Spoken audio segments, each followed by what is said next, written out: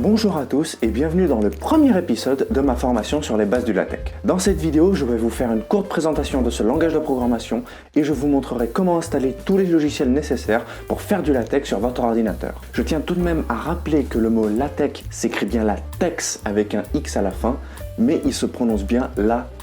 Le LaTeX est donc un langage de programmation qui permet de créer des fichiers PDF. C'est exactement pareil lorsque vous codez une application. La seule différence, c'est que vous allez coder votre PDF entre guillemets, si je puis dire ainsi. Le LaTeX est donc une excellente alternative aux logiciels de traitement de texte classiques tels que Word ou LibreOffice Writer, puisqu'il va permettre d'obtenir encore plus de fonctionnalités nativement. Assez parlé, je vais maintenant vous montrer comment installer LaTeX sur votre ordinateur.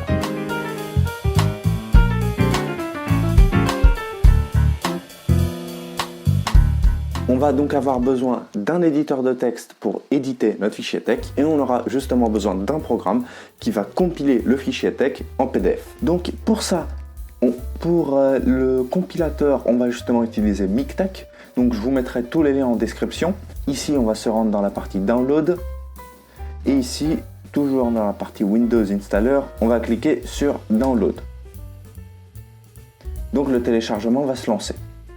Ensuite, en ce qui concerne notre éditeur de texte, on va utiliser TeXmaker puisque c'est l'un des plus puissants éditeurs et qui prend en charge pas mal de raccourcis et de fonctionnalités. Donc, quand vous arrivez sur le site, vous allez cliquer Download ici.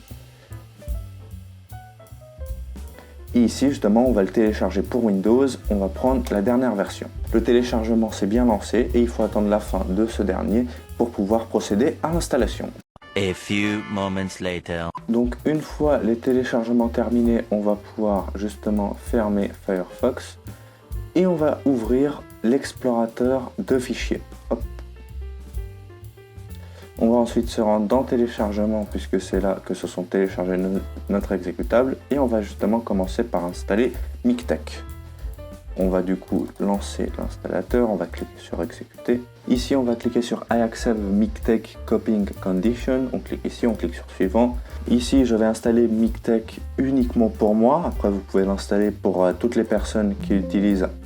Oula. Vous pouvez l'installer pour toutes les personnes qui utilisent cet ordinateur, mais c'est un peu plus risqué. Moi je vais l'installer uniquement pour ma session et je vais cliquer sur suivant. Ici je ne vais pas changer le chemin d'installation, je vais cliquer sur suivant. Le papier préféré, on va rester en A4. Et ici, pour l'installation des packages dont vous avez besoin, je vais également le laisser sur Ask Me First. Comme ça, ça me demandera avant de télécharger et d'installer un package. Je clique sur Suivant et je clique sur Start. Et ici, l'installation commence. 6.5 hours later. Donc, une fois que l'installation est terminée, on va pouvoir cliquer sur Suivant. Et ici, on va cliquer tout de suite sur Suivant. Et ici, moi je vais décocher ça et je vais cliquer sur Close. Ensuite, je vais aller dans mon menu démarrer et je vais justement ouvrir la console MikTeX. Je clique dessus. Donc ici, on nous dit qu'il y a un petit souci et parce qu'on n'a pas encore fait les mises à jour MikTeX. Donc ici, on va cliquer sur OK. Ici, on va cliquer sur Update et on va rechercher les mises à jour disponibles. Donc là, on voit bien qu'il y a plein de mises à jour et on va cliquer sur Update Now.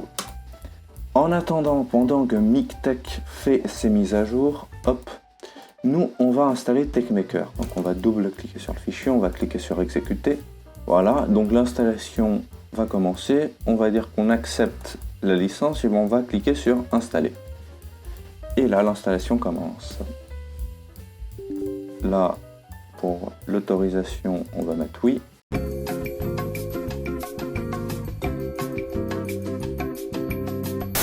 Hop, donc là, TeXmaker est installé. On va décocher cette case pour ne pas lancer TeXmaker dès qu'on quitte l'installateur et on va cliquer sur Finish. Voilà, donc on n'a plus besoin de l'explorateur des fichiers, on peut le fermer et on va attendre que les mises à jour MikTeX se terminent. One eternity later. Donc les mises à jour sont terminées et la console doit être fermée. On va cliquer sur OK et normalement là, tout est bon.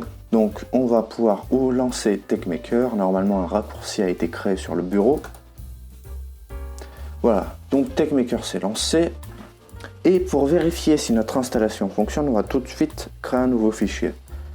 Pour ça, je vais faire ici, je vais faire nouveau. Et du coup, je vais composer un document assez rapidement. pour pouvoir vérifier si ça fonctionne. Alors, j'ai créé un petit document, je vais le sauvegarder. Je vais le mettre dans mon bureau. Je vais l'appeler test, je vais l'enregistrer. Ensuite, pour le compiler, soit j'ai le choix de cliquer ici, soit je peux appuyer directement sur F1. C'est un raccourci. Donc je vais appuyer sur F1, je vais patienter. Et voilà. Donc on voit que notre installation fonctionne, puisqu'ici on a notre chapitre et on a un petit texte Hello World. Donc là, vous avez installé tous les logiciels nécessaires, vous êtes prêt à apprendre le LaTeX. On arrive maintenant à la fin de la vidéo et je vous remercie de l'avoir regardé jusqu'au bout. Je vous invite à mettre un pouce bleu, à vous abonner à la chaîne, puisque dans la prochaine vidéo, nous verrons la structure de base d'un document LaTeX. Je vous donne rendez-vous lundi prochain à 16 h pour une nouvelle vidéo.